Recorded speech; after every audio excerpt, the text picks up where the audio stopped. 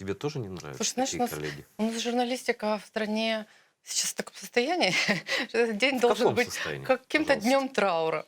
Ну, смотри, в практически нормальных мест, где тебе хотелось бы работать, и где человек с принципами, да, с какими-то, Мгм, мгм. мог бы позволить себе В работать, классическом их СМИ их очень очень мало, мало. да, это правда. Ну, я даже вот если я не хочу сейчас называть Нет, никакие, давай без наверное, без названия, каналов, да. но Мгм. это, ну, вот на пальцах одной руки можно Правда. пересчитать места, куда бы я пошла работать.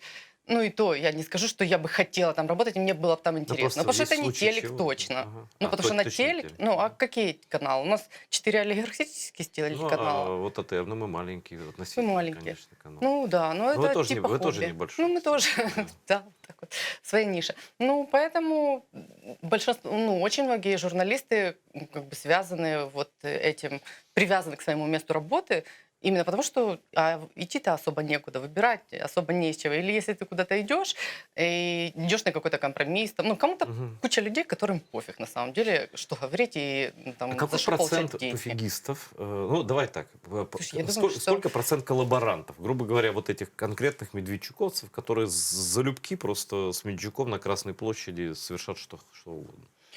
ну, я думаю, что какая-то, ну, вот все, кто работал на тех Да, сколько телеканалах, их всего? я думаю, что вот прям убежденных и Мгм. разделяющих полностью, и Мгм. отстаивающих вот, и готовых защищать там Мгм. до конца этих интересов, я не думаю, что там прям было большинство. Мне кажется, большинство все-таки людей, которые там работали, это люди, которые вот сами для себя находят какое-то внутреннее оправдание, почему А ты они там. сталкивалась, вот, допустим, приходил, наверняка же приходят люди, или резюме там звонят, или через знакомых. Обычно же через знакомых, ведь в журналистику только по блату можно попасть, через блат или через сестру. Вот.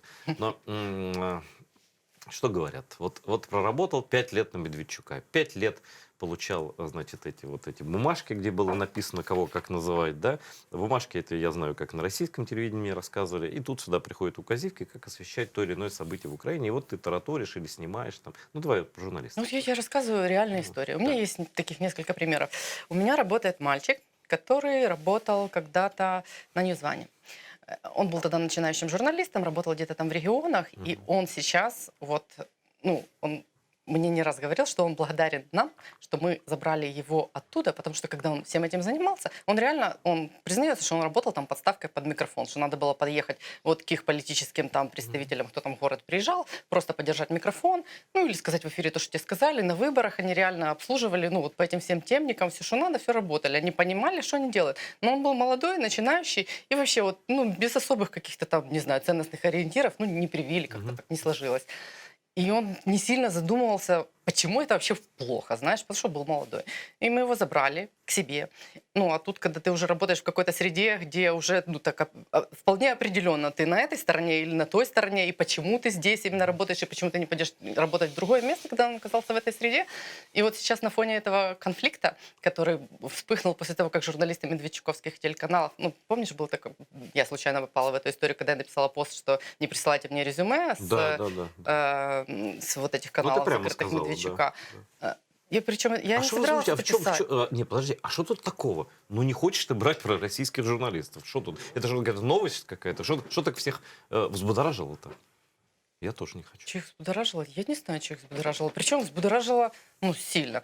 Мгм. Ну, потому что, знаешь, ну, наверное, потому что у меня там было довольно... Я в довольно резкой форме написала, что, типа, Мгм. там, если вы торгуете страной где-то там, то нам А, с вами ты, не по ты пути. имела И неосторожность они, сказать наверное, правду восприняли это просто. как оскорбление. Ну, Да. значит, Они не считают, что они торговали страной, значит, я понимаешь? вспомнил тот момент. И многие даже приличные журналисты тогда, некоторые, Да, многие написали, например, надо жалеть, и надо надо взять их на работу, понять и простить, переучить, да, обнять и научить. плакать, да. Ну, вот я не считаю, что, ну, как бы мы должны это делать. Ну, серьезно, все взрослые люди, все понимают, чем они там занимаются. Даже если они утешают себя мыслью, что я ничего плохого не делаю. Многие же люди так, многие журналисты так говорят, вот я конкретно никогда ничего не сказала такого, Мгм. что противоречит, там, не Да, да, знаю, моим моим внутренним убеждениям, да. убеждениям, да.